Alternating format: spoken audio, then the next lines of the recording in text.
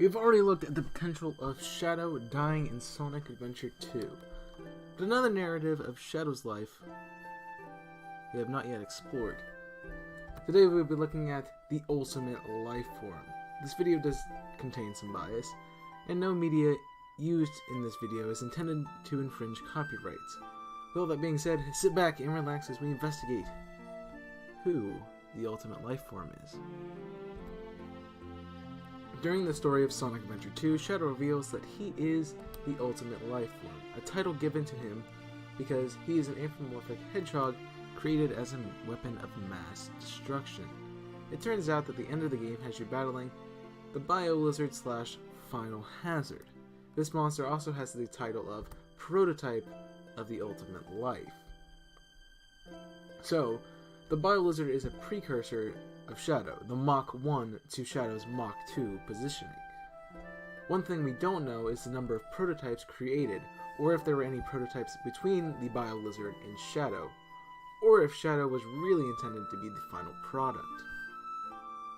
We know that Gunn raided the Space Colony Ark by Gerald Robotnik's diary and the plotlines of the game, Shadow the Hedgehog. To fully uncover this theory, we must uncover the process to create the ultimate Lifeform. The creation of the ultimate life was codenamed Project Shadow, giving rise to the name of Shadow for our hedgehog friend. This was the beginning of Gerald Robotnik and his team as a way to find a cure to extremely rare disease that Gerald's granddaughter Maria has. The project began okay and then got corrupt, focusing to create an indestructible soldier capable of serious devastation. Gerald became mad in his research, losing sight of his true purpose. The government becomes aware of the project that was being funded on the Ark, and Gunn was sent to shut down the project and capture the scientists. During the raid, Maria is killed, but somehow Shadow is transferred to a location that Gunn has protected with high security, as we see in Eggman's first level in Sonic Adventure 2. Eggman searches in Sonic Adventure 2 for the remains of Project Shadow, leading him to Shadow and eventually to the Space Colony Ark and the Eclipse Cannon. Eggman uses the Eclipse Cannon to pose threats on the Earth by destroying part of the moon and planning to destroy the world if his conditions aren't met. Sonic and friends stop the cannon from firing by using a fake emerald designed by Tails to cause the cannon to malfunction. Stopping the process causes Gerald's security system to bring about the Bio-Lizard, who is discarded after the creation of Shadow. The Bio-Lizard causes the Ark to begin a collision course with Earth. The Master Emerald is one of the way the protagonists choose to stop the impending doom, but the Bio-Lizard is capable of dragging the Ark into the Earth, causing Shadow and Sonic to destroy it and then warp the Ark off the collision path using chaos control. So that covers what Sonic Adventure 2 brings to the table, but we get to learn more about Shadow by his self-titled game, Shadow the Hedgehog.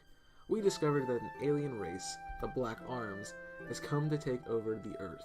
We find out that Gerald made a deal with Black Doom, the leader of the Black Arms, to further his process in Project Shadow.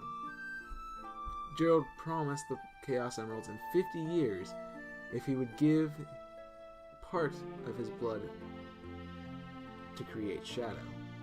Gerald then planned on destroying the alien race when they returned with the power of the Eclipse Cannon, Shadow, and the Chaos Emeralds.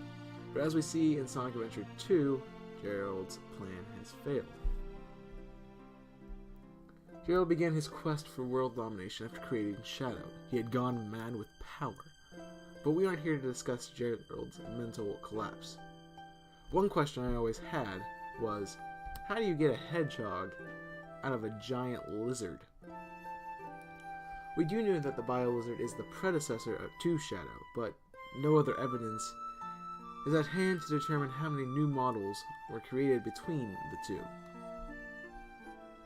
So when you begin a project, you often start off with a general idea, then spend time fixing it and modifying your design to get the final result that accomplishes your mission. So it makes sense that Shadow is nothing like the Bio-Lizard. But why was it such a drastic change? we can look at the design and the flaws of the Bio-Lizard in Sonic Adventure 2. If the Bio-Lizard was designed to be an ultimate life form, it would be undefeatable. We know that you have to defeat the Bio-Lizard since it is the final boss of Sonic Adventure 2, which you must kill to beat the game. Bio-Lizard has one easy way to defeat it, and that is to attack the red spot on its back that damages its life support. Obviously, this was a major design flaw for something indestructible. We know that Shadow has no life support and no red, except for some in his fur, but that doesn't matter.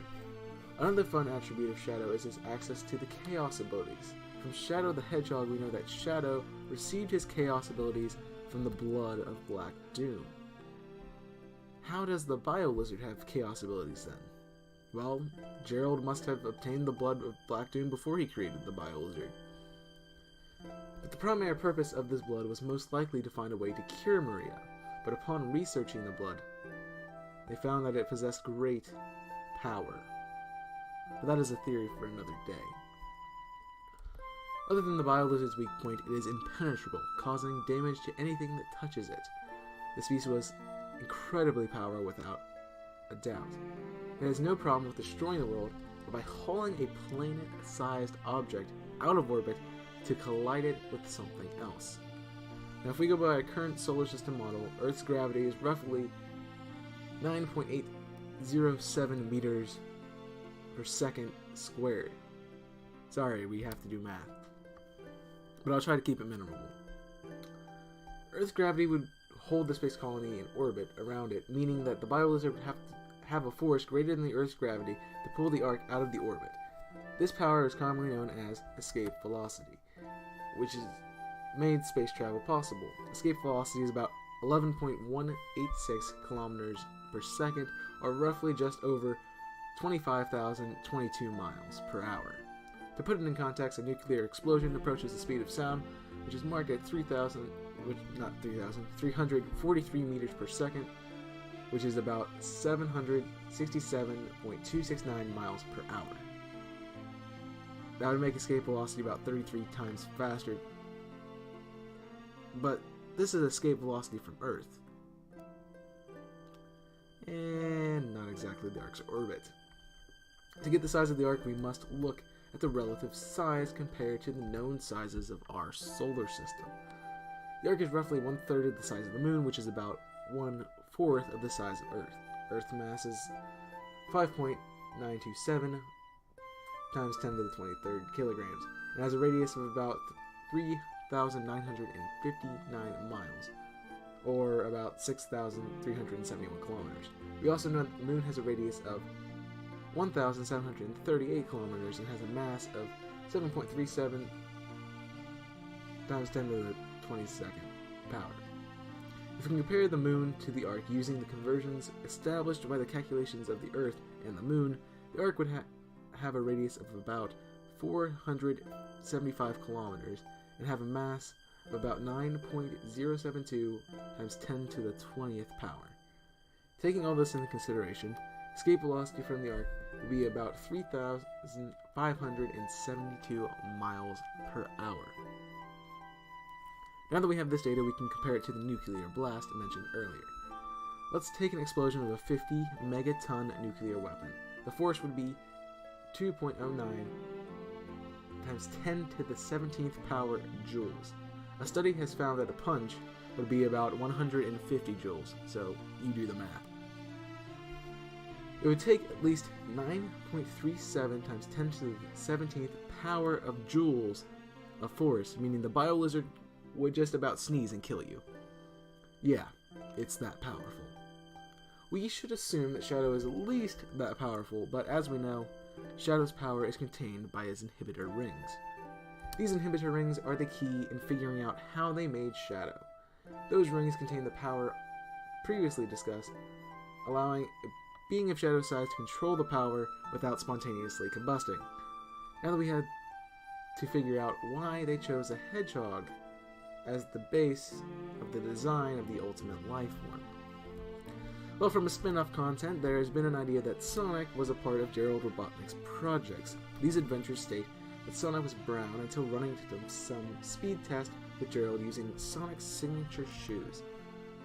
These shoes give Sonic the speed of sound, and crossing that barrier caused Sonic's fur to turn blue. It could be that Gerald mastered his shoe creation for Sonic, but since Sonic was no longer helping him, he created Shadow in Sonic's image to fit the mold of the designed shoes. Shadow runs a unique nature, taking parts of different things and making an ultimate weapon. Gerald was trying to take the abilities and designs he had created and combine them into the ultimate life form in a means to allow this being to function as efficiently as possible. Gerald's original project wasn't about creating a super weapon, but rather a cure to his granddaughter's disease. Shadow is the last life form Gerald created, but we do know that Shadow's flashbacks that they were still in the process of making another being to hopefully combat Maria's disease, or maybe to achieve even more power than Shadow already has. Gerald had immense power at his disposal, and it's probably good that Gunn shut down his experience, because Shadow's power was already astronomical. If Gerald had been able to continue his work, he would not only be capable of destroying the world, but most likely the entire universe several times over. The redemption for Shadow is that he can control his power, and the inhibitor rings he wears keeps him from overusing his strength and spontaneously combusting. While he may not be the goal for achieving the ultimate life form, he is certainly the best attempt that has been created. Until the next mad scientist resumes Gerald Robotnik's work, Shadow will be the ultimate life form, even if the purpose for his creation was never completed, which leaves us with a rough and confused character trying to find himself. Well, that's all I have for this theory. Feel free to state your opinions in the comments section below. I know that a lot was covered in this video, so hopefully it makes sense to you. I hope you did enjoy it, and if you did, leave a like and subscribe for more content in the future. As always, guys, check out my sponsor, Cinch Gaming. There is a link in the description below. Get some really cool gaming gear for your next adventure. Thanks again for watching, and until next time, I'm ChaosMade006, signing off. Burn it up.